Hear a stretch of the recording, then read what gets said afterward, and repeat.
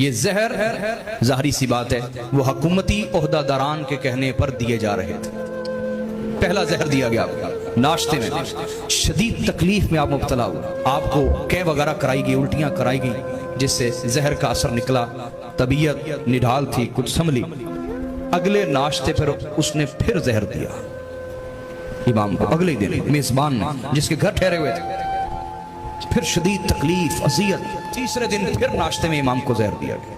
3 زہر موصل میں آپ کو دیا گیا. تکلیف میں وہاں سے نکلے مدینہ آ گئے.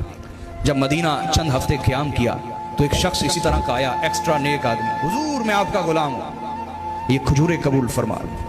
ان کھجوروں میں زہر تھا، کھاتے ہی گئے، زہر پوری باڈی میں، پورے جسم میں پھیل گیا. شدید تکلیف میں مبتلا ہوئے امام، بہت تکلیف میں مبتلا ہوئے، یہاں تک کہ آپ نے فرمایا کہ مجھے اپنے نانا جان کی قبر پہ لے چلو. قبر رسول پر آئے، حضور کی قبر سے لپٹ گئے، کہا نانا جان یہ ہے آپ کی امت جو آپ کی اولاد کو کسی جگہ سکون سے نہیں رہنے دے رہے، کہ میں جہاں بھی جاتا ہوں زہر سے میرا استقبال کیا جاتا ہے. کچھ ماہ گزرے، آپ کو پھر زہر دیا گیا شہد میں ملا کے. ایک ایکسٹرا نیک آ گیا اسی طرح کا اضافی نیک، اس نے شہد میں زہر ملا کے ہدیہ تحفہ نذرانہ پیش کیا.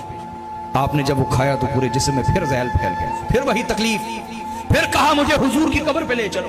یہ 5واں زہر ہے جو امام کو دیا جا رہا ہے. اللہ نے پھر آپ کی زندگی رکھی. آپ نے کہا کہ مدینہ میرے لیے محفوظ نہیں، میں دوبارہ موصل ہی جانا چاہتا ہوں. دوبارہ پھر موصل چلے گئے. ایک دن آپ مسجد کے باہر بیٹھے ہیں، بہت سارے افراد آپ کی زیارت کر رہے ہیں، گفتگو فرما رہے ہیں. اتنے میں وہ آ گیا ایکسٹرا نیک، کہنے لگا کہاں ہے رسول اللہ کے نواسے، کہاں ہے حضور کی آل اولاد، میں ان کی زیارت کرنا چاہتا ہوں، ان کے قدم چومنا چاہتا ہوں. بوڑھا آدمی تھا، ہاتھ میں چھڑی ہے، عصا ہے نوک والا. لوگوں نے جگہ دے دی. قریب آیا، امام کے ہاتھ چومتے چومتے پاؤں کے اوپر رکھی، نوک دبا دی. وہ زہر سے بھری ہوئی تھی، وہ زہر پوری ٹانگ میں پھیل گیا امام کے. اس کو پکڑ لیا گیا، اس لعین کو. حضرت عبداللہ ابن عباس نے اس کا قتل کیا، لیکن تکلیف تو امام کو پہنچ چکی تھی. آپ دوبارہ پھر مدینہ ہی آ گئے. اس کی بار جو زہر دیا گیا اس بار وہ اتنا باریک تھا کہ جو مہر تھی اس کے اوپر جو کپڑا لگا ہوا تھا وہ اس سے بھی سرایت کرتے ہوئے آپ کی سراہی میں چلا گیا. جو پانی کی سراہی تھی اس کے اندر چلا گیا.